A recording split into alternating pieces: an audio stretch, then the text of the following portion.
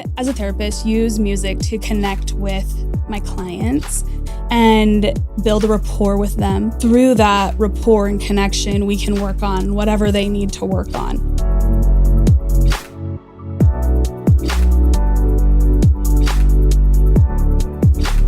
Hello, everybody. Welcome back to another episode of Therapy Unmasked, brought to you by Ability Innovations and The Village Behind the Mask, a nonprofit here in Utah that helps parents and families in the autism and disability communities find resources and help and essentially create their own village to thrive in their therapeutic journeys. Today, I am joined by a music therapist from Is it Harmony Music? Harmony Music Therapy. Harmony Music Therapy. And her name is Carly.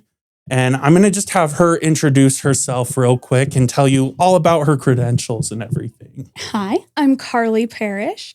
I am a board certified music therapist. So that means that I went to school and earned a bachelor's degree in music therapy. Then I did an internship with another board certified music therapist. And then I took a big test and they decided that I knew enough about music therapy to be called a board certified music therapist. Awesome. And then I keep doing continuing education as well. So I've recertified twice. Sweet. Since school. So you've been in the game for a while. That's what it sounds like. So I had never heard of Harmony Music Therapy before. How long have they been around and how long have you been with them? I have done work with Harmony since about 9 years. And I haven't ever been like a full-time music therapist because I'm a full-time mom, but I keep my toes in the water with Harmony. But the founder of Harmony, JC, is amazing. And she started Harmony when she got out of school. I think it's 15 years old now. Wow. That's so crazy. And that's so cool. And it's hard for like people who are not in like the therapy world to understand how cool that is, because music therapy, especially in Utah, doesn't play very well with insurance companies. Yeah. And so a lot of it is strictly just private pay. Mm-hmm. So to build up a whole practice and have it running for 15 years in Utah on just private pay, that's very impressive. Yeah. So do you primarily do a lot of work at like hospitals and stuff, or is it more like schools, or do you come to like private clinics like ours? Like, tell me a little bit about what your workload looks like. My personal workload has been private one-on-one sessions in clients' homes. Mm-hmm. And then I have also worked in schools, particularly the Utah School for the Deaf and Blind. Where's that at? Is that Salt Lake? There is a campus in Salt Lake. Okay. There's a campus in Ogden where I worked. Gotcha. And there's also a campus in Springville. Okay. I knew they had one in Salt Lake. I didn't know about the Ogden and Springville one. So that's cool. So how long have you been working? I have worked up there for 4 years, I believe. Fortunately, they just had to cut their funding for music therapy. So I won't be there next year, but it has been a great experience. Yeah, I mean, making those connections and stuff. Did you get to like work with any of those kids in particular that like stuck out? I mean, obviously like staying HIPAA compliant, right? Not sharing names, but like, were there any stories or anything that were really cool with working with them? There is one kid in particular that I'm thinking of. He came in the middle of the school year and the school environment was really overwhelming for him. And so when I first met him, he just cried the whole time. And so I didn't want to overwhelm him with all the sensory input that music therapy kind of is. Right.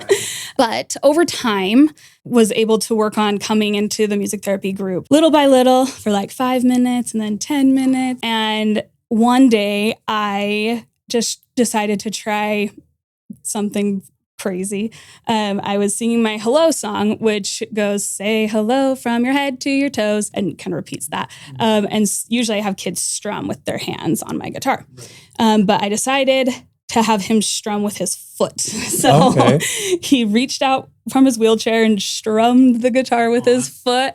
And so we kind of continued that when I was able to see him. And it was a lovely moment of intention on his part and meeting him where he was at on my part. And that is so cool. And I'm sure you have lots of fun little moments like that with all the kids there. But yeah, that's awesome. I've actually never met anyone that's like worked at those schools before. So it's interesting to hear like an insider perspective on it for sure. Yeah, the kids are great. So obviously when it comes to music therapy, it's a little bit different than traditional like occupational therapy or speech therapy or physical therapy. If you could define it for like our parents that maybe listen or anyone that's checking out this podcast, how would you define what music therapy is? Well, my canned definition is music therapy is using music to work on non-musical goals. But my expanded definition is that I, as a therapist, use music to connect with my clients and build a rapport with them. Through that rapport and connection, we can work on whatever they need to work on. And of course, we still use music to work on those things.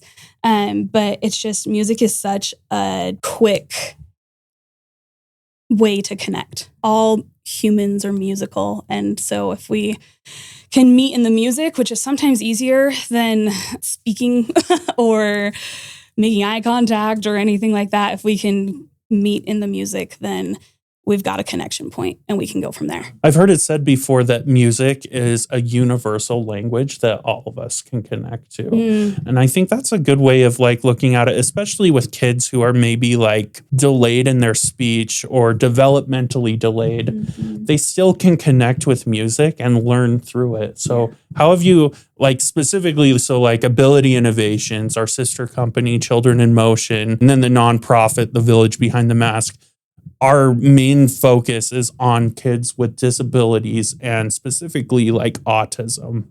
How do you see music therapy helping kids with autism? My immediate answer is that music can provide a really good structure, which is helpful for kids with autism because you've got a predictable, like, we're going to sing this part and then it's going to go to a chorus part. We're going to sing another thing, then we're going to go back to the chorus. So it can provide structure that way, but also just music in general is structured rhythmically.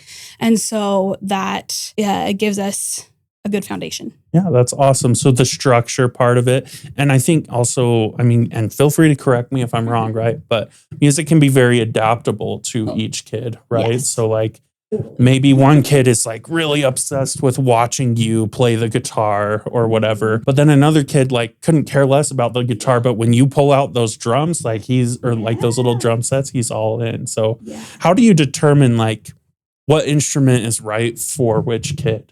I think you can kind of look at their energy that they're putting off in the moment. And I guess if we want to move that energy a certain direction, right? If a kid is really hyped up and we actually need them to bring it down a little, then I'm not going to bring out the drums, but I might bring out my guitar and start drumming on it a little bit, like ba, ba, ba, ba, ba, ba, and have them maybe drum with me. And then I can add in some chords, bring it down a little so that we can get them into a place where they are in a space to work. Like talking about those instruments, like what are like your go-to instruments? What kind of stuff do you mostly play and use when you're doing sessions with kids? In every session, I'm going to use my voice. I'm going to sing because that's my comfort zone.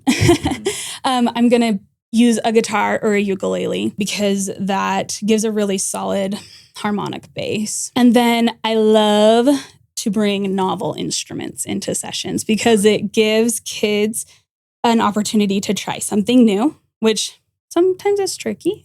So like novel instruments, like, do you have an example? Oh, I have some examples. Sweet.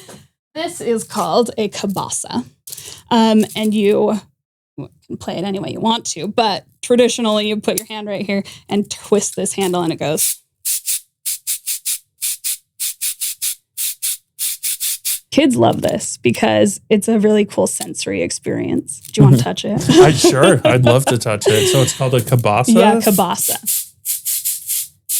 Yeah, that is fun. Yeah. With the beads and everything. I get the appeal for sure. Yeah.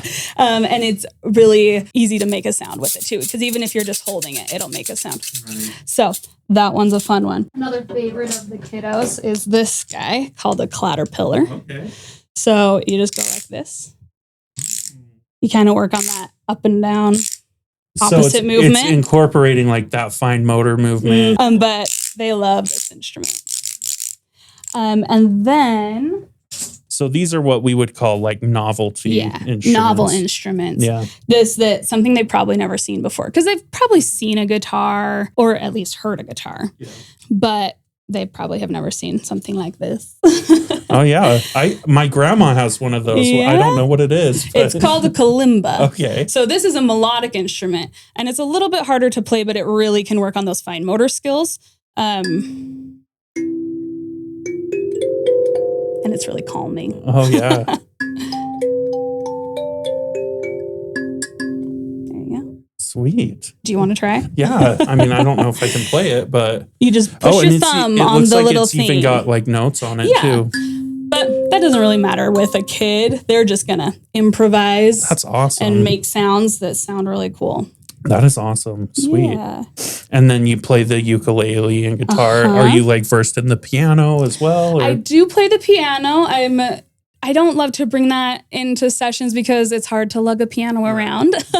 Well, if you do sessions at our Layton location or Ogden location, they both have keyboards that you could use. So, and I mean, kids love the keyboard, and we don't have like music therapists on staff, but kids just love going in there and just smacking it around. Right. So then a music therapist can come in and like kind of structure that play. Well, that's so cool. Thanks for showing off all your stuff. And I can definitely see like how that helps kids with like sensory, like if they're sensory seeking, or even like that calming one, like if they're sensory avoidant and they need to regulate a little bit. So I think that's really cool stuff. Do you have any other experiences you'd want to share? Thinking of one that's actually not technically music therapy because we weren't in a therapy session, but I have a friend whose son is autistic, and we were babysitting one day. And before that, I hadn't really been able to make a connection with him, but he was at our house. And so I brought out my drums. I have a djembe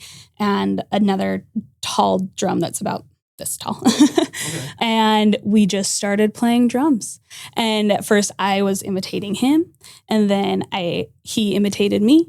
And we got into this rhythm of going back and forth with a rhythm going on. Mm-hmm. And it was so fun. And we went for way longer than I thought. I thought this is going to last 2 minutes, but it lasted like 15. Wow. And it was so great. And I was like, using my music therapy skills, even though it's not music therapy particularly. Mm-hmm. But after that, he always says hi to me and will acknowledge me. Cool. So I feel like that helped me to build a connection with him. So that's so and why not go with that, right? Right. Mm-hmm.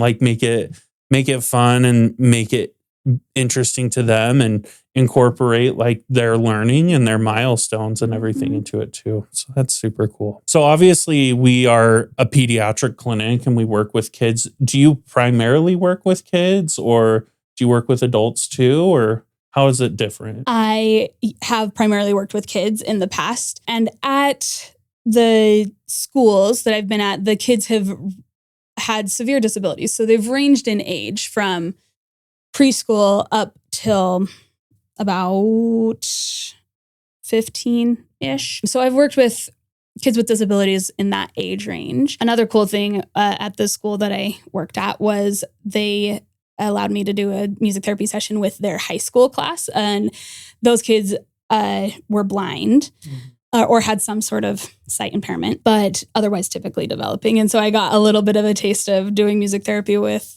kind of teenagers, which was so fun, even though I was kind of scared to do it at first. But because how do you prepare yourself for something like that? Like working with a bunch of kids that are impaired in like their vision, like that must be pretty nerve-wracking. I walked in having a plan and then threw the plan out the window but they were all amazing kids and really fun to work with. Yeah, you know what? And that's the thing, like I've learned like working here is I used to use like the term like special needs, like a lot, right? But I've kind of learned that like these kids and kids in these situations, they don't really have special needs. They have the same needs as everyone. They just have disabilities and they have different abilities that they need help working on and stuff. So like, it's just changing that mindset of like, oh yeah, I'm a little bit nervous. Like these kids have these issues and these issues. When in reality, like you're just helping them like overcome certain struggles or challenges that they're going through and helping them reach those milestones. Yeah. At Ability Innovations and Children in Motion, we've worked with music therapists in the past. Well, the way we've done it is we've had them come in and they have like full run of our gyms and they can do their own sessions, but we've also had them do co-treats with other clinicians here. So like our occupational therapists or our physical therapists or our speech therapists. Do you want to like explain like how that would work? How does a co-treat work with a music therapist and another discipline? I think co-treatment is such an amazing opportunity because two heads are better than one. So you're bringing two different areas of expertise into the session to benefit this one kiddo. As a music therapist, I think I would ask the occupational therapist or speech therapist what goals they're working on, and then maybe observe them in how they're working on those goals with the kiddo. And then I would come up with ideas of how to add music into that, because music can be really motivating and it can lengthen an attention span. And so we can use music to just build on what an OT or a PT or a SLP is doing. And my hope would be that we can intensify that or help work on things in a faster amount of time or something like that. Yeah, I like that. Like intensify, like maybe magnify it a little bit. Yeah. So yeah, that's great. And I mean, that's like the power of co-treats, right? Like you can help with like the regulation process. And once the kid is regulated, they're more apt to learn like certain speech skills that they're working on, things like that. Yeah. Something that I thought of was if the kiddo is working on like gross motor, I as a music therapist might get my guitar out and kind of reflect what they're doing, and then try and move that into, I'm holding an air guitar, move that into using the music to cue different types of movements that the OT wants to work on. So like if they want to jump, like I'll do a certain guitar strum that is that in the past has showed me that it'll make kids jump, jump along. And if we want to tiptoe, then I'll maybe go like, doot, doot, doot, doot, like on the guitar. So we can just support their movement with music. Because music making a soundtrack to their therapy. That's crazy. Yeah. That's awesome. And because music uses so many different pathways in the brain. So we're just adding to what they're learning already. So as like a licensed professional music therapist, what like words of encouragement would you give to parents who have kids with autism or other disabilities to maybe encourage them to work on skills at home, or maybe they're just frustrated with their situation? Like, do you have words of encouragement for them? All humans have needs and strengths, and the kids maybe feel like they have a lot of needs, but they also have strengths, and to look for those strengths and build on those strengths, to water the flowers, not the weeds. There's always something that we can learn from every human too. So maybe you can learn from your kiddo to savor something small, or to have joy in all the moments, or to have patience, or in struggle. And I think if we zoom out our perspective and see it not as this problem to be solved, but as a human to be loved, then those little things can maybe fade away. Yeah, I love that. That kind of goes along with one of our values at Ability Innovations is focus on ability, because rather than looking at a child as being broken and needing to be fixed, we want to focus on them as an individual, like you said, and the abilities that they do have and that they do offer. Me and Nick on this podcast, we've constantly talked and preached about like how these kids who have autism, who have disabilities, they can change the world. And a lot of them, we've seen adults with autism and disabilities that have made great strides in humanity and really pushed things forward in a way that a neurotypical person probably couldn't have done. But because of those abilities, they're able to do that. And so I love that you bring that up, to just focus on the ability, look at your kid's strengths, and just know that your child isn't broken. They just might need a little help and support with certain milestones or things that they might be delayed on, or certain regulation that they have a hard time handling. So, Yeah. And it's okay to ask for help. right. Everybody needs help. That's why we're here, right? We're here to help, right? We're not here to make them feel bad about who they are. We're here to lift them up. One question we ask everyone that comes on this podcast is, who is your favorite superhero? And the reason I ask that is because we're very superhero themed here at Ability Innovations. So who is your favorite superhero and why? My favorite superhero is Captain Marvel, because she was the first girl superhero that I ever kind of saw. And I think she's awesome. She's strong and powerful, and I love that. Yeah, she's got all the powers, doesn't she? Are there any other things that can help kids, like music therapy wise, as we're concluding this episode? Is there anything else you'd like to say about that? I think music can do everything, but specifically, music helps with communication, because we are utilizing those different pathways in the brain that the music taps into, whereas just speech doesn't necessarily. So kids who maybe are hesitant to speak in a conversation in a song context, they might make a sound at the right time, or they might imitate sounds or just vocalize, and that can lead into singing the words, and then we can generalize that into speaking. And then I also wanted to mention social skills, because we can create a really easy environment of naturally turn taking. We can work on imitation and attention with music really easily. So those are great social skills. And then movement, because music is rhythmic, and we kind of talked about that. It can help us to organize those gross motor movements in a fun way.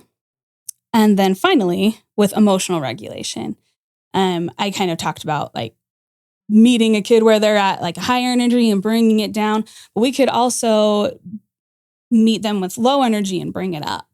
And music is a really good way to help kids learn to identify emotions and to express emotions. Because I have this drum here. It's pretty easy for a kid to bang on it when they're angry, or to swish it if they're sad or nervous.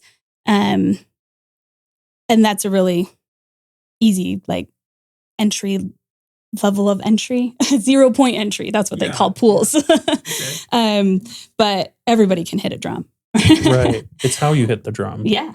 And then we can talk about that, or just let them express their emotions, or wherever we need to go, So I think music is a good tool for emotional regulation as well. I think so too. I really agree with that. Well, thank you for joining us today, Carly. I appreciate it. And we're really excited to partner with you and with Harmony Music Therapy to help offer music therapy services.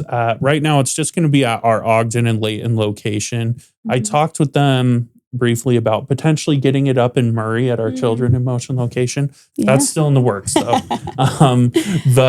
Yeah. So before like I let you go, is there like any resources or anything that like you have that you could provide to parents, or like how can parents like find you, things like that? Harmony Music Therapy has an Instagram and a Facebook page. So you just find that at Harmony Music Therapy. And then you can also go to the website, which is www.harmonymusictherapy.com. There are lots of fun examples of music therapy in action. Well, go ahead and check that out. And if you are currently coming to Ability Innovations, or you're just seeing this online and you think that music therapy is right for you, if you go to abilityinnovations.com, we will have a music therapy tab, and I can link this in the show notes. And you can fill out a form, and that form will go directly to Carly and her team, and they will be able to reach out to you and schedule services at our Layton or Ogden location. So all of that will be linked down below. Again, thank you for joining me today. I really appreciate it. And I think we talked about some important things, and I do think music therapy is important, and I really wish insurance companies saw that too. Maybe one day. Maybe one day. Thank you, the listener, for joining us today. Again, if you want to support this podcast, and if you want to support families with kids who have disabilities or autism and support those communities, check out thevillagebehindthemask.org. There's lots of free resources on there, and there's lots of paid resources too. The Village is a registered 501c3 nonprofit in the state of Utah. So any paid resources that you do through the Village Behind the Mask, all of that money goes towards helping families in those communities, the autism and disability communities. There's various merch items that you can look at. There's worksheets you can look at. We're also transitioning our Therapy Unmasked courses over there that you can buy. So there's lots of different options for you to check that out. Or you can simply just sign up on the website for free, and we will send you resources for free, because that's what we do. But again, my name is Tyler. I'm the marketing director here at Ability Innovations. This is Carly with Harmony Music Therapy, and we will see you in the next episode of Therapy Unmasked. Bye.